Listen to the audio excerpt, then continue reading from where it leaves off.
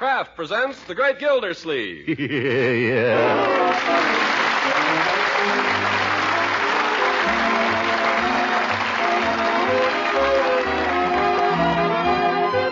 The Kraft Cheese Company will also bring you the Kraft Music Hall every Thursday night. Present each week at this time Harold Perry as The Great Gildersleeve, written by John Whedon and Sam Moore.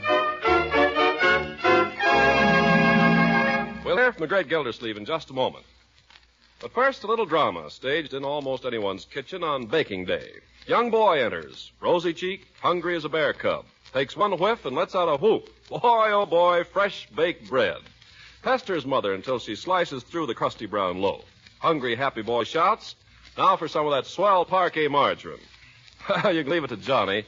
He knows what it takes to make fresh bread taste extra good. Yes, it's the flavor goodness of parquet that makes bread so downright satisfying to eat. For this quality margarine made by Kraft is truly delicious.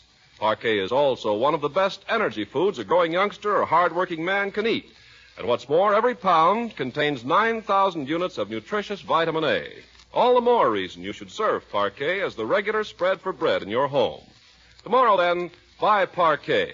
P-A-R-K-A-Y. Parquet margarine made by Kraft.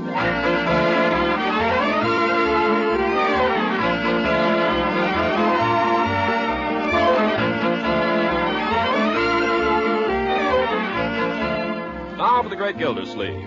Like every other town in the country, Summerfield is in the midst of a war bond drive. And wherever big things are doing, there you find Gildersleeve doing things in a big way.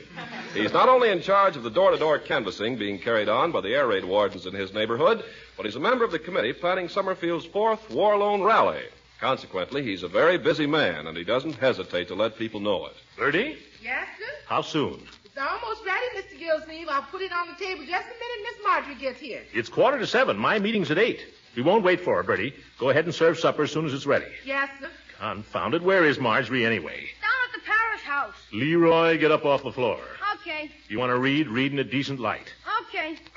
Where did you say your sister was? Down at the parish house. They're putting on a show or something. Who is? I don't know, some gang of nuts. Want to see a picture of a P-61, Unc? Not particularly. What's the show? There you are, a P-61. So it is. Now, what's I the... bet you think it's a P-38 just because it's got 2 tails. So it has. What's the show being put on for? What show? The show Marjorie's in. Oh, I don't even know if she's in it. She just went down to try out. Well, who's doing it? What's it being put on for? No reason, just a bunch of nuts like Marge. Leroy, I think you might be more respectful of your sister. She's found something that interests her. I'm glad to hear it. Probably do her good. Could be. Hey, here she is now. Well, my dear. Hello. Well. Aren't you going to take off your coat and stay a while? Oh, yes. What's eating her? Never mind. We were about to start supper without you, my dear. I have a meeting. War Bond Committee. Oh, I couldn't eat any supper, thanks. No supper? Are you sick? No, I just don't want any. She's in love. Wally proposed to her. I haven't even seen Wally. I don't care if I never see him. But you have to eat, my dear. You have to eat to live. Not right now, Uncle Mort. I'm too excited, I guess. Well, tell us all about it. How'd it go? I hear you're going to be in a play. Oh, Uncle Mort, he said I had the feeling. He said I had something. Who said this? Bruce Fairfield. Well, the Sam Hill is Bruce Fairfield. Oh, you wouldn't know. He's too important. Must be too important for me, too. I never heard of him. He's our director. He's done a lot of Broadway plays and so on. He's from New York. Tell me, my dear, what kind of a show are you putting on? It's not a show. It's a play. Excuse me, a play. What is it? Well, we haven't decided yet. Well, we've got a name for our organization. We're calling it the Little Theater in the Dell. Where are you going to get a Dell? Be quiet, Leroy. This was our first real meeting today. Mr. Fairfield had me read a part for him, and Uncle Morty's wonderful. He said he really thinks I have something. Maybe it's mumps. Leroy. And that wasn't all he said. He said I reminded him a little of Katharine Hepburn. That red mop? Are you kidding? It might just possibly interest you to know that Katharine Hepburn has red hair, too. Anyway, he didn't say I looked like Katharine Hepburn. He said I reminded him of her. He ought to know he's worked with all the famous stars. Evening, Miss Marjorie. Marjorie. Oh, good evening, Bertie. Well, what have we got here, Bertie? Some of that meatloaf you like. Oh, brother. Oh, none for me, thank you, Bertie. No meatloaf? No, I I couldn't just now. She says she's not hungry, Bertie. Oh, but my land, the child's got to eat. Can't I get you something? Well, you wouldn't have an artichoke, I suppose. Artichoke? Who eats artichokes? You know we ain't got no artichokes. I won't have anything then. I never heard of such a thing. Leroy, you ain't going back on the meatloaf, too. Not me. I could eat a horse. Well, we ain't come to that yet. Artichoke. I just soon eat a porcupine. Artichokes is for rich folk. You know who I bet eats artichokes? This Bruce Fairfield. Leroy, you've never even met him. Oh, dearie me, I can't eat a thing this evening. I think I'll just toy with an artichoke. Oh, Humpty, Listen. No, Marjorie. Leroy, eat your meatloaf. Yes, eat. Go on, stuff yourself. Shovel it in. That's all anybody thinks about in this house, eating. Nobody has any time for the finer things. I'm sure I don't know what's come over that girl. She ain't herself this evening. You bet she ain't. She's Catherine Hepburn. How beloved. Oh, my darling. Kiss me, beloved, ere I so wound. Eat your meatloaf, Leroy, ere I swat.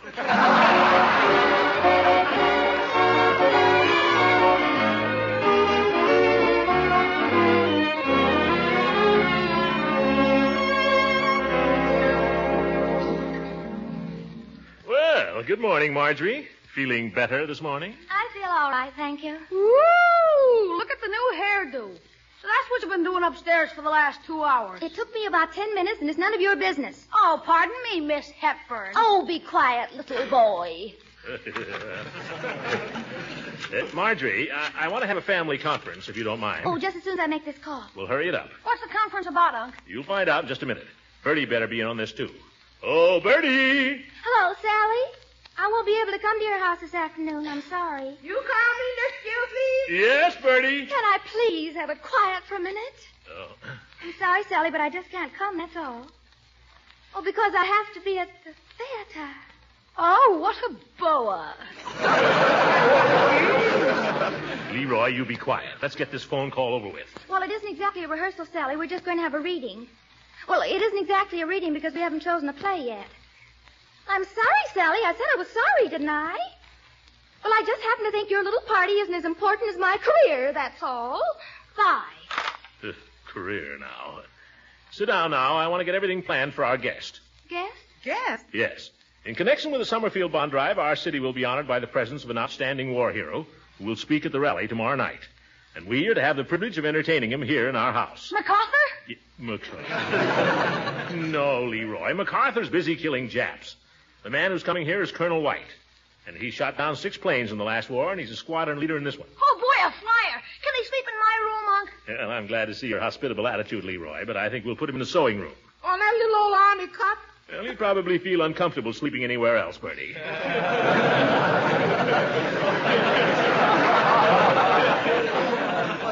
Now, what about lunch, huh?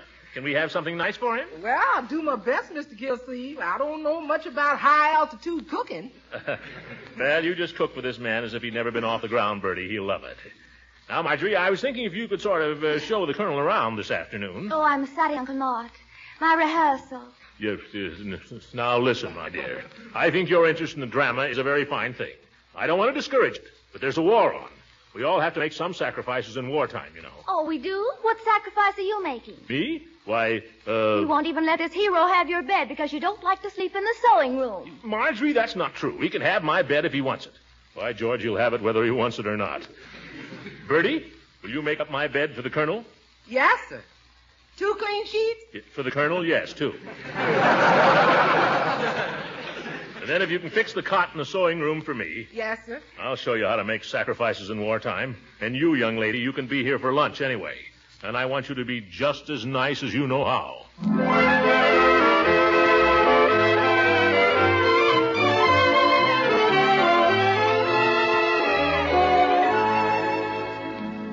How is the Colonel coming here, Unc? In a bomber? No, Leroy, in a train. Oh, I thought maybe he could take me up for a little ride. He's coming on the 12:15, so he ought to be here any minute. He might have changed his plan so he had to fly after all. Maybe he came in a P-61 and he could give me a ride in that. Maybe he'd let me shoot the machine guns a few times. Stop talking, Leroy. Nothing is coming out. Oh, well. Hey, there's the judge's car. Oh? He's got the Colonel with him. I'll let him I'll let him in. Leroy? Okay. The judge going to stay for lunch? No, whether he knows it or not.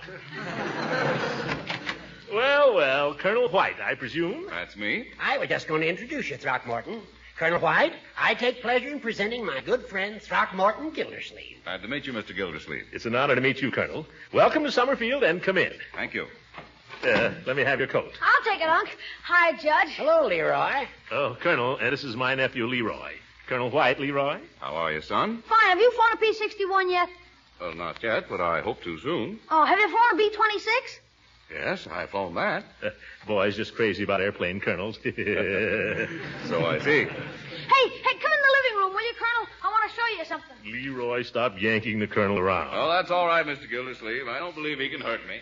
He's a fine man, Throckmorton. Finest type of American soldier. Oh, seems to be, yes. Tell me one thing, old man. Do I smell lamb chops? Confounded hooker, you can't stay to lunch. Well, I brought the colonel. I don't care. There are only 7 lamb chops. If you stay, the colonel and I can't have seconds. All I know is the colonel expects me to stay and talk about the details of his speech. After all, you'll have to give up your second lamb chop, Gildy. This is a dirty trick, you old goat. Now, we all have to make sacrifices in wartime, you know. Yeah, but by George, I'm making more than my share. And then he comes tearing down out of the sun and gives him the old... Leroy? Your nephew's found out things about air combat that I never knew, Mr. Gildersleeve. I guess I ought to see more movies. You want to see Destination Tokyo this afternoon? It's at the Bijou. Now, Leroy, the colonel's going to be busy this afternoon. Well, that reminds me. Go tell Bertie, Leroy, I've persuaded Judge Hooker to stay to lunch. Gosh, how'd you do that? Leroy, take the message to Bertie. Okay. And tell her we can have lunch as soon as Marjorie comes down. Okay. Hey, Marge, hurry up! Lunch! I want you to meet my niece, Marjorie, Colonel. I think she's a mighty nice girl. You bet your life she is. Pretty, too. Well, here she comes, Colonel. You can see for yourself. Well, she sure is. Good afternoon, Judge. Afternoon, Marjorie. Colonel White, this is... She's my niece, Judge. Marjorie, I take pleasure in presenting Colonel White. How do you do? How do you do, Colonel? Say, am I crazy? No, I'm not. There's something about you that suggests Katharine Hepburn. Oh, do you really think so? Oh, for corn's sake. Come on, Colonel, chow.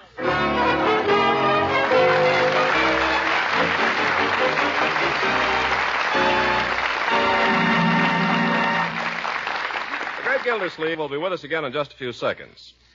Serving families the most nutritious foods without being extravagant is a challenge we all face today. Sometimes, too, there's as much difference as an extra war-saving stamp or two in some of the same kinds of food, as, for instance, spreads for bread. And that's good reason why you should be acquainted now with economical Parquet margarine. Sure, you know, Parquet, the one that's made by Kraft. The margarine that tastes so good when it's spread on bread, on muffins or pancakes or waffles. Yes, Parquet margarine can be a big help in keeping appetites up and your food budget down. At the same time, Parquet helps provide important food elements your family needs for good daily nutrition. You see, Parquet is actually one of the best energy foods you can serve. And to every pound of this nutritious spread for America's bread, Kraft adds 9,000 units of important vitamin A. So, for good nutrition, delicious flavor, and for economy's sake, too, buy and serve Parquet. That's Parkay. Parquet margarine made by Kraft.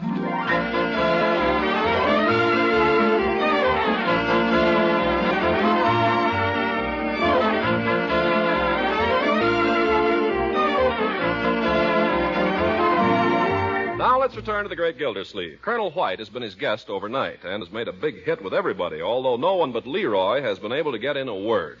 After breakfast the following morning, Leroy is still at it. How big a crew does it carry? Has it got a ball turret? What's its ceiling? Did you ever fly on one? Oh, Leroy. One question at a time, young man. Don't you think the Colonel ever wants to talk about anything but the war? Why should he? Hey, tell me, Colonel. Now, Leroy, that'll be enough. I don't mind. Colonel White has been very patient, Leroy, but you have no business monopolizing it. Besides, it's time you were getting along to school. Can I ask him just one more question, Unc? Just one? Well, if the Colonel can stand it. Ever had the 3rd degree before, Colonel? Go ahead, son. What's the question? Do you know any military secrets? Why? Have you got a market for them? No, no kidding, do you? Leroy, Uncle Mort, really? Now, my boy. Just one secret, Colonel. Just a little one. Anything at all. Anything the other kids don't know. Well, I don't know anything that would be much use to the enemy, but if you'll come over here, I'll whisper one in your ear. Yeah? What? Radar. Oh, who doesn't know that? All right, Leroy, off to school. Okay. So long, Colonel. See you later. Well, shall we go in the other room? I know you got things to do today, Colonel. And if you'll excuse me, I got a little furnace work to do down in the cellar before I leave. Ash day. Go right ahead. Yeah, used to have a man to do this, Colonel, but you know, with a manpower shortage. Yes, indeed. Good night. So long. Goodbye, Leroy. Well, I guess I'll run up to my room for a minute. Oh, Colonel White. Yes? I've been wanting to speak to you alone. Well, don't tell me you're after a military secret, too. Must you joke? I beg pardon? You don't need to pretend with me. Am I pretending? I know what you must be thinking. I want to apologize for my brother and my uncle. Apologize? You see, Summerfield is a small town, and we're small-town people. I guess there isn't anything we can do about that. But we don't have to be satisfied with it. I think Summerfield is a swell town from what I've seen of it. Oh, you don't have to be polite with me, Colonel. I understand. I wish I did. You're from New York, aren't you? It must be wonderful to live in New York. I suppose you go to a new play every night. Oh, hardly that. But you do love the theater, don't you? Well, I like a good show, yes. Oh, it's wonderful to meet someone who really understands. I knew the first moment I saw you. You're not like my uncle and all these people around here leading their little lives. You've lived. They just exist. I don't know that I follow you.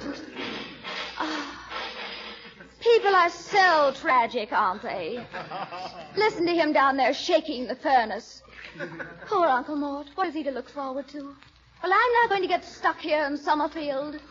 I don't know what you have in mind, but I wouldn't rush into anything. You're an attractive girl. You have a nice home here. Where would the world be if we were satisfied with that? Where would Katharine Hepburn be today if she had stayed in Hartford all her life? Hartford, I suppose. Exactly. Oh, here comes my uncle. Oh, I don't know how to say it, but you brought me a glimpse of a new world. Well, you two still standing here? Shall we be getting along downtown, Colonel? I'll be right with you. I've just got to run up to my room. Well, my dear, what have you two been in such deep conversation about? Something you wouldn't even understand.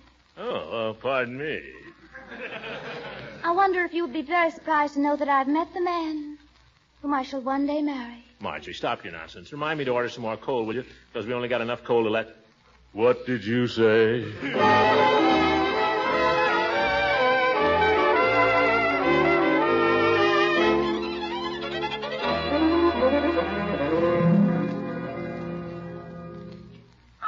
Unc, I'm disappointed in Colonel White. Disappointed, Leroy? Why? I thought he was a man's man, and here he's been off with Marge all afternoon. Yes. I wonder where she could have taken him, confound it. It's your fault. You sicked her onto him. You don't suppose she would take him to that place called Brownie's Beanery, do you? Brownie's Beanery? Yeah, she might. That's all there is in the afternoon. You want me to call up? No. He'll be here for supper, all right. He knows he's got to speak at the rally in a couple of hours. See who that is, will you, Leroy? Sure. Maybe it's Marge and she forgot her key. Mr. Peavy! Hey, Unc, it's Mr. Peavy. Hello, Leroy. Hello, Peavy. Good evening, Mr. Gildersleeve. I just dropped in to make my bond report. Oh, yes. Take off your coat and make yourself at home. Thank you. It won't take me very long to report. There are only 16 houses in my block. Judge Hooker sold $2,000 worth, and there's only 4 houses in his block. Never mind, Leroy. Those are pretty big houses. What difference does that make? Young man, I'm not in the mood to discuss economics with you right now. Go somewhere and play with your toys. Toys? He thinks I still have toys. Mr. Gildersleeve, I'm afraid I didn't do as well as the judge. No? No. $2,000. My. The trouble with you is you don't push hard enough, Peavy. You're not aggressive enough. Well, no, I wouldn't say that. Well, it's the truth just the same. You have to make an emotional, dramatic appeal. Me, Mr. Gildersleeve? Well, you ought to try. How did you make out? Well, here are the applications and the money. I sold $600 worth altogether. Well, that's very good, Peavy. Not bad at all. Well, it's not much money in the drive for $14 billion, but I'm kind of proud of one thing. Oh? What's that? I sold a bond in every house on my street. Why, Peavy, that's wonderful. You're the best salesman in Summerfield. Well, I wouldn't say that. You see, every house on my street has a boy in service, and they want him to come back home, that's all. Well, you did a fine job anyhow, Peavy. Yeah, I think I'd better be going, Mr. Gildersleeve. Oh, wait a minute. Peavy, what do you do when a young girl falls in love with an older man? That's a hard question for me to answer. It never happened to me. No, I suppose not. At least it hasn't yet. Now, this is serious, Peavy. That is, it could be. Marjorie may be falling for a man 25 years older than herself. What can I do about it? Well, why don't you explain to Margie that when she's 35, the man will be 60. And when she's 45, he'll be 70. And when she's 60, he'll be 85. Yeah, and when she's 90, he'll be 115. Well, that's right. It gets worse as you get older. Why, that's silly. If a girl wants a man now, what does she care about 10 years from now? I guess I'll... Oh, there they are now. The Colonel's here, Bertie. Well, I had a wonderful time, Colonel. So did I. You made me feel younger than I have in years. Oh, my goodness, I'm going to have to do something about this.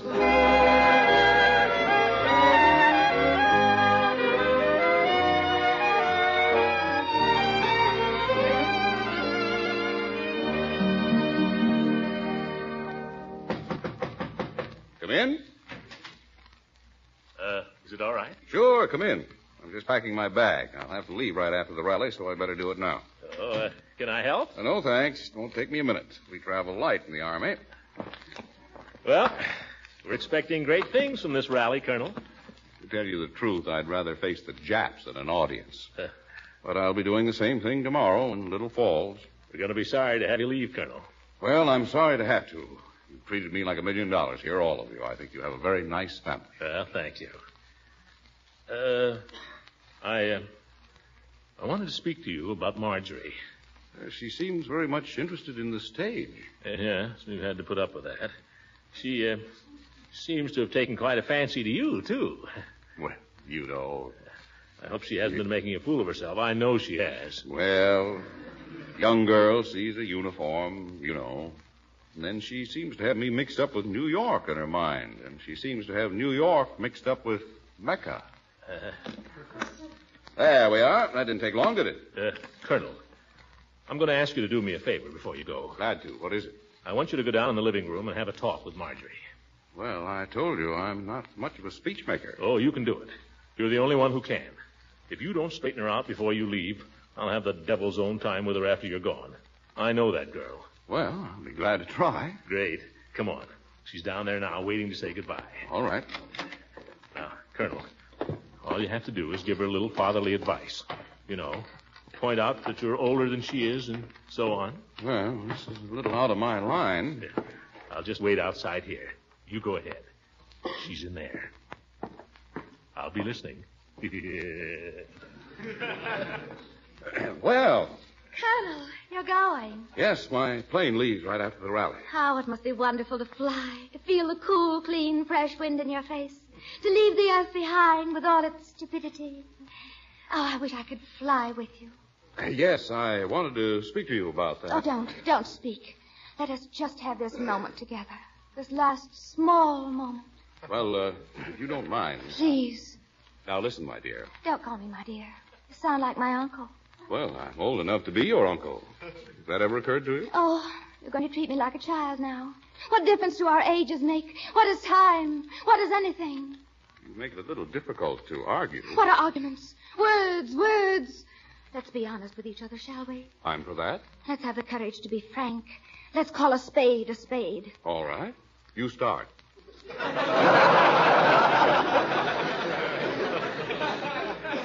Well, let's face it.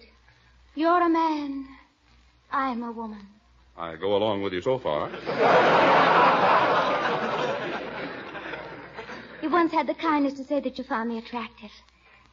Well, I find you attractive. Well, that's fine, but Marjorie, you've got to realize... Oh, nothing you can say will change it. That's just the way it is, that's all. That's life, I guess.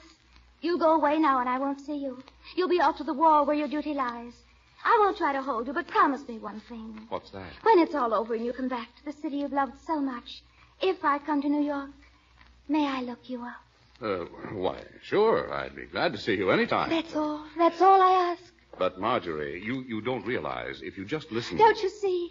Nothing you could ever say or do would change it because I ask so little. Marjorie. Yes. I have a confession to make. Yes. I'm mad about you. Wild about you. Oh, please. All last night I lay awake dreaming of the moment when I would crush you in my arms. Oh, no, And please. now, come away with me, Marjorie, now, tonight, this minute. Colonel, let go. You will, you must. I have a wife and 7 children, but never mind them. Fly with me in my flying machine. No, no, no! Thanks, Colonel.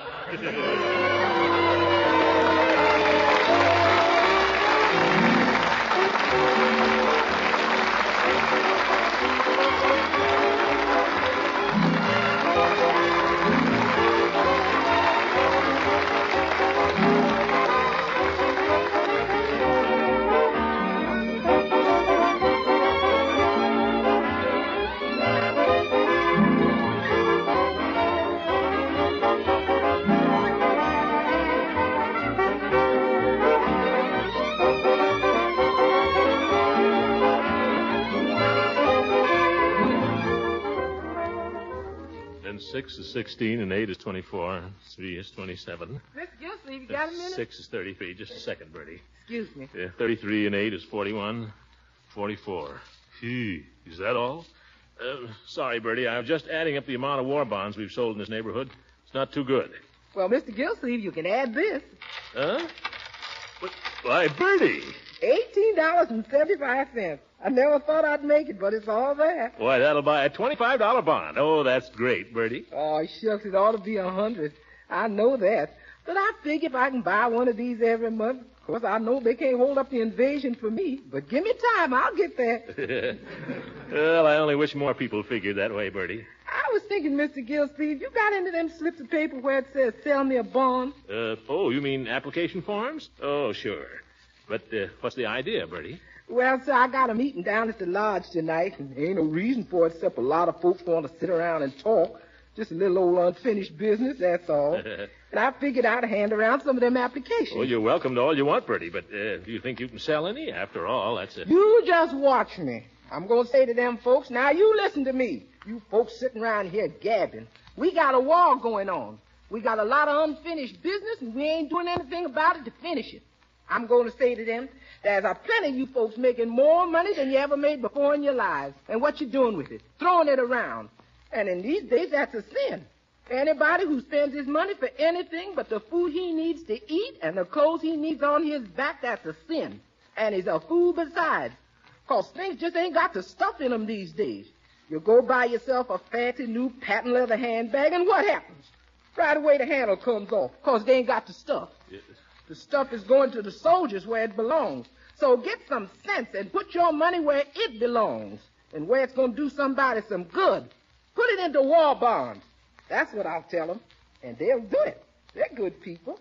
They want to fight this war just as hard as anybody else. But they, they get a little careless sometimes, that's all. Don't we all?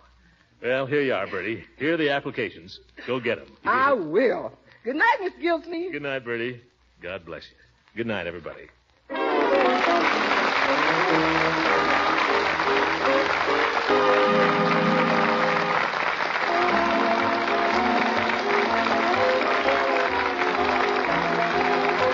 Music heard on this program was under the direction of Claude Sweet. This is Ken Carpenter speaking for the Kraft Cheese Company, inviting you to tune in again next week for the further adventures of the great Gildersleeve. This is the National Broadcasting Company.